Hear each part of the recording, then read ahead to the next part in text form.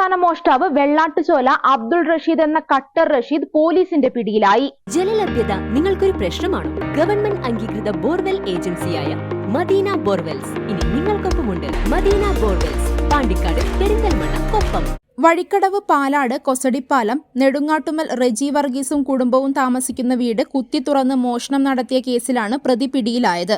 സംഭവ ദിവസം റെജിയും കുടുംബവും കോഴഞ്ചേരിയിലുള്ള ബന്ധുവീട്ടിൽ പോയതായിരുന്നു. CCTV ക്യാമറകളടക്കം സ്ഥാപിച്ചിട്ടുള്ള വീട്ടിൽ വിലപിടിപ്പുള്ള സ്വർണ്ണാഭരണങ്ങളും മറ്റും സൂക്ഷിച്ചിരുന്നു. അയൽപ്പക്കത്ത് താമസിക്കുന്ന ബന്ധു രാവിലെ വീട്ടിൽ വന്ന് നോക്കിയപ്പോഴാണ് വീടിന്റെ അടുക്കള വാതിൽ തുറന്നു കിടക്കുന്നതായി ശ്രദ്ധയിൽപ്പെട്ടത്.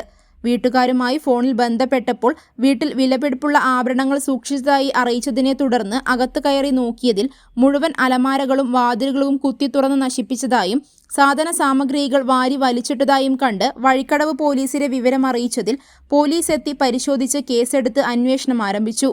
ഡോഗ് സ്ക്വാഡ്, ശസ്ത്രക്രിയ, കുറ്റാന്വേഷണ വിഭാഗം എന്നിവർ എത്തി തെളിവെടുപ്പ് നടത്തി.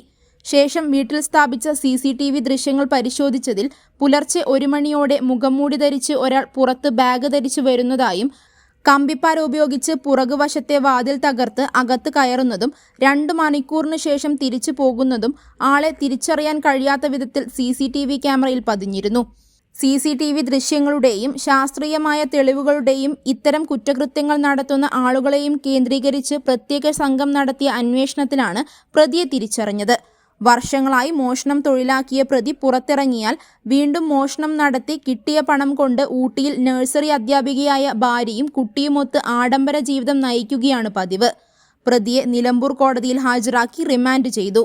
നിലമ്പൂർ DYSP ഷൈജു PLന്റെ നേതൃത്വത്തിൽ SI M Asainar, CSPO Abdul Saleem എന്നിവരും വഴിക്കടവ് സ്റ്റേഷനിലെ നിജേഷ് K, നാസർ K, ശ്രീകാന്ത് എന്നിവരും ചേർന്നാണ് പ്രതിയെ പിടികൂടിയത്. കൂടുതൽ അന്വേഷണത്തിനായി പ്രതിയെ കസ്റ്റഡിയിൽ വാങ്ങുമെന്ന് വഴിക്കടവ് CI പ്രിൻസ് ജോസഫ് അറിയിച്ചു.